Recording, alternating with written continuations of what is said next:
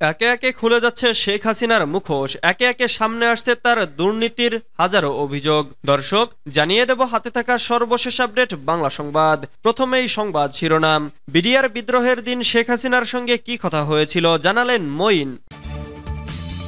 এরপর জানিয়ে দেব ভারত থেকে কোথায় যাচ্ছেন শেখ হাসিনা। এদিকে কূটনীতিক মহলে বাড়ছে তারেক রহমানের গুরুত্ব। আরো জানিয়ে দেব পিলখানার প্রকৃত ঘটনা মানুষ জানতে পারেনি বলেছেন মইনুদ আহমেদ। সর্বশেষ জানিয়ে দেব দুপুরের মধ্যে ৮ অঞ্চলে ঝড়ের আভাস। এতক্ষণ শুনছিলেন সংবাদ শিরোনাম, এবারে বিস্তারিত। তবে অনুরোধ থাকবে ভিডিওটিতে একটি লাইক করবেন এবং কমেন্ট করে জানিয়ে দিবেন কোন জেলা থেকে আপনি আমাদের এই ভিডিওটি দেখছেন। বিডিআর বিদ্রোহের দিন শেখ হাসিনার সঙ্গে কি কথা হয়েছিল জানালেন মঈন। ঢাকার পিলখানায় ১৫ বছর আগে বিডিআর বিদ্রোহের দিন কি হয়েছিল সে বিষয়ে বিস্তারিত জানিয়েছেন সাবেক সেনাপ্রধান মইনুদ আহমেদ। বৃহস্পতিবার ৬ সেপ্টেম্বর তিনি নিজের ইউটিউব চ্যানেলে এ বিষয়ে কথা বলেন।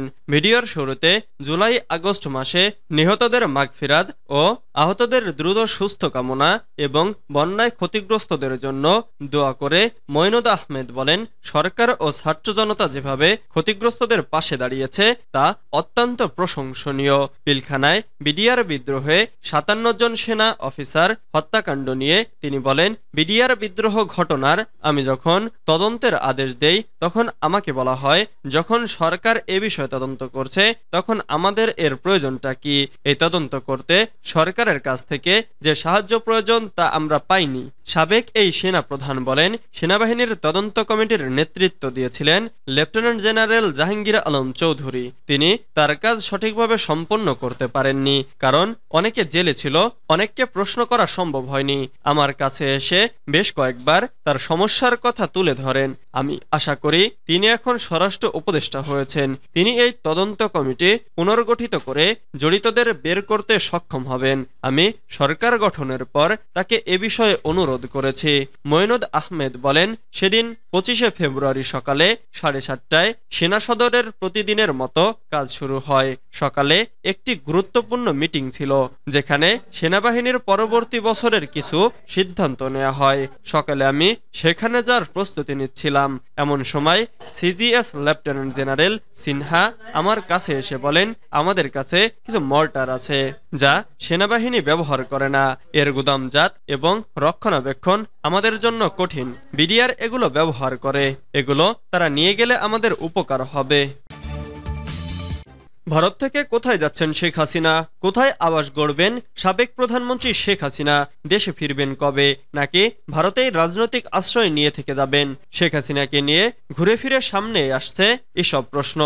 এর আগে গুঞ্জন ছড়ায় ইউরোপের বিভিন্ন দেশে রাজনৈতিক আশ্রয় চেয়ে ব্যর্থ হয়েছেন তিনি। শেখ হাসিনা এখনো অন্তত ৪টি দেশে যাওয়ার চেষ্টা করছেন। যুক্তরাজ্য, সংযুক্ত আরব আমিরাত, সৌদি আরব অথবা ফিনল্যান্ডে যাওয়ার চেষ্টা করছেন বাংলাদেশের সাবেক এই প্রধানমন্ত্রী। অস্ট্রেলিয়া ভিত্তিক ওয়েব পোর্টাল দ্য কনভারসেশনের প্রতিবেদনে এমনটিই বলা হয়েছে। তবে এমন কথা আগেও হয়েছিল বিভিন্ন মাধ্যমে। সেই সময় যুক্তরাষ্ট্রে বসবাসরত শেখ হাসিনার ছেলে সজীব ওয়াজেদ জয় জানান, তার মা আপাতত কোথাও যাচ্ছেন না, কোথাও যাবার জন্য আবেদনও করেননি। নির্বাচনের তারিখ ঘোষণা হলে তিনি দেশে ফিরবেন বলেও জানান জয়। ওই প্রতিবেদনে উঠে এসেছে, ভারত শেখ হাসিনাকে রাজনৈতিক আশ্রয় দিলে ফেরত পাঠানোর সমীকরণটা কেমন হবে। প্রতিবেদনে বলা হয়, ভারত যদি শেখ হাসিনাকে রাজনৈতিক আশ্রয় প্রার্থীর মর্যাদা দেয় সেক্ষেত্রে হাসিনাকে ফেরানো কঠিন হবে। তার কারণ, কোন রাজনৈতিক আশ্রয় প্রার্থীকে ফিরিয়ে দেওয়ার জন্য ভারতের কাছে বাধ্যবাধকতা থাকবে না। তবে ঢাকা থেকে দিল্লির মধ্যকার নতুন সম্পর্ক জোরদার করতে হাসিনা ইস্যুতে ভারতের জন্য অস্বস্তি হয়ে দাঁড়িয়েছে।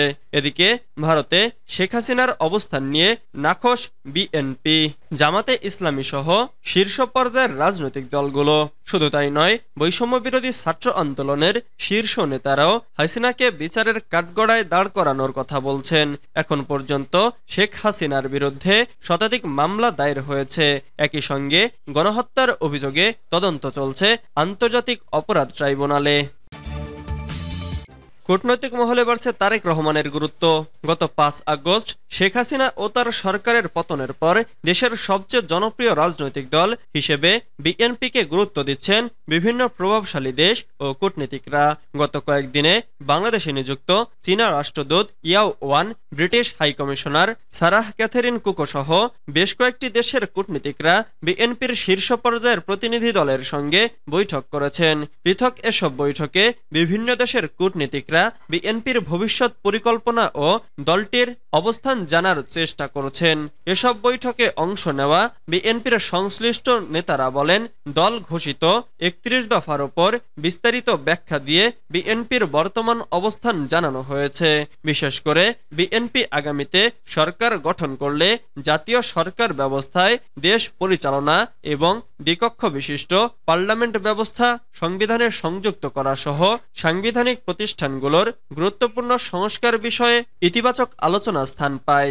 অনেক দেশে দলের ভারপ্রাপ্ত চেয়ারম্যান তারেক রহমান সম্পর্কে জানার আগ্রহ দেখিয়েছে। গুরুত্বপূর্ণ একটি দেশ তারেক রহমানের নেতৃত্বের প্রতি আস্থা দেখিয়ে তার সঙ্গে সম্পর্ক উন্নয়ন সহ একসঙ্গে কাজ করতে আগ্রহের কথাও জানিয়েছে। পিলখানার প্রকৃত ঘটনা মানুষ জানতে পারেনি বলেছেন মঈনুদ আহমেদ। গত ৫ আগস্ট ছাত্র জনতার আন্দোলনের মুখে শেখ হাসিনার সরকারের পতনের পর অনেক সাবেক সেনা কর্মকর্তা পিলখানার বিদ্রোহ নিয়ে কথা বলেছেন। অনেকে হত্যাকাণ্ডের মাস্টারমাইন্ড হিসেবে তৎকালীন প্রধানমন্ত্রী শেখ হাসিনা ও তার দলের নেতাদের নাম বলেছেন। এবার এই বর্বরচিত হত্যাকাণ্ড নিয়ে মুখ খুলেছেন সে সময়কার সেনাবাহিনী প্রধান মঈনুদ আহমেদ। ২০০৯ সালের ২৫ ও ২৬ ফেব্রুয়ারি রাজধানীর পিলখানায় তৎকালীন বিডিআর সদর দপ্তরে নির্মম ও নৃশংস হত্যাকাণ্ডের ঘটনা ঘটে। তখন সেনা প্রধান ছিলেন জেনারেল মঈনুদ আহমেদ। যুক্তরাষ্ট্রের ফ্লোরিডায় অবস্থানরত মঈনুদ আহমেদ বৃহস্পতিবার ৫ সেপ্টেম্বর তার নিজের ইউটিউব চ্যানেলে ওই হত্যাকাণ্ড নিয়ে নিজের ভাষ্য তুলে ধরেন। তিনি বলেছেন, হত্যাকাণ্ডটি নিয়ে ১৫ বছরে শুধু বিগত সরকারের কথা শুনতে হয়েছে, প্রকৃত ঘটনা অনেক কিছুই জানা নেই, জনগণও জানতে পারেনি। মঈনুদ আহমেদ নামের ইউটিউব চ্যানেলে সাবেক এই সেনাপ্রধান বলেন, বিডিআর বিদ্রোহ ঘটনায় আমি যখন তদন্তের আদেশ দেই তখন আমাকে বলা হয় সরকার যখন এই বিষয়ে তদন্ত করছে তখন আমাদের এর প্রয়োজনটা কি? এই তদন্ত করতে সরকারের কাছ থেকে যে সাহায্য প্রয়োজন তা আমরা পাইনি। দুপুরের মধ্যে ৮ অঞ্চলে ঝড়ের আভাস। দুপুরের মধ্যে দেশের ৮ অঞ্চলে ঝোড়ো হাওয়া সহ বজ্রবৃষ্টির আভাস দিয়েছে বাংলাদেশ আবহাওয়া অধিদপ্তর। শনিবার ৭ সেপ্টেম্বর বাংলাদেশ আবহাওয়া অধিদপ্তরের আবহাওয়াবিদ মোহাম্মদ বজলুর রশিদের দেওয়া দেশের অভ্যন্তরীণ নদীবন্দরের পূর্বাভাসে এই তথ্য জানায়। আবহাওয়া অফিস জানায়, আজ দুপুর ১টার মধ্যে টাঙ্গাইল, ময়মনসিংহ, সিলেট, কুমিল্লা, চট্টগ্রাম, নোয়াখালী, বরিশাল এবং পটুয়াখালী অঞ্চল সমূহের উপর দিয়ে দক্ষিণ অথবা দক্ষিণ পূর্ব দিক থেকে ঘন্টায় ৪৫ থেকে ৬০ কিলোমিটার বেগে অস্থায়ীভাবে দমকা অথবা ঝড়ো হাওয়া সহ বৃষ্টি অথবা বজ্রসহ বৃষ্টি হতে পারে। এসব এলাকার নদীবন্দরগুলোকে ১ নম্বর সতর্ক সংকেত দেখাতে বলা হয়েছে। এদিকে অপর এক বার্তায় আবহাওয়া অধিদপ্তর বলছে, আগামী সোমবার থেকে বৃষ্টি বাড়তে পারে। সাগরে এখন লঘুচাপ সৃষ্টি হয়েছে, এটি নিম্নচাপে পরিণত হতে পারে, তাতেই বাড়তে পারে বৃষ্টি। তবে এতে আপাতত বন্যার আশঙ্কা নেই বলে জানিয়েছে পানি উন্নয়ন বোর্ডের বন্যা পূর্বাভাস ও সতর্কীকরণ কেন্দ্র। এতে আরো বলা হয়েছে, লঘুচাপ এখন বাংলাদেশ উপকূল থেকে অনেকটা দূরে আছে, এটি ধীরে ধীরে নিম্নচাপে পরিণত হতে পারে। নিম্নচাপ হলে তা বাংলাদেশ উপকূল অতিক্রম করতে পারে। সেক্ষেত্রে সোমবার থেকে পরের অন্তত ৪ দিন দেশের বিভিন্ন স্থানে বৃষ্টি হতে পারে।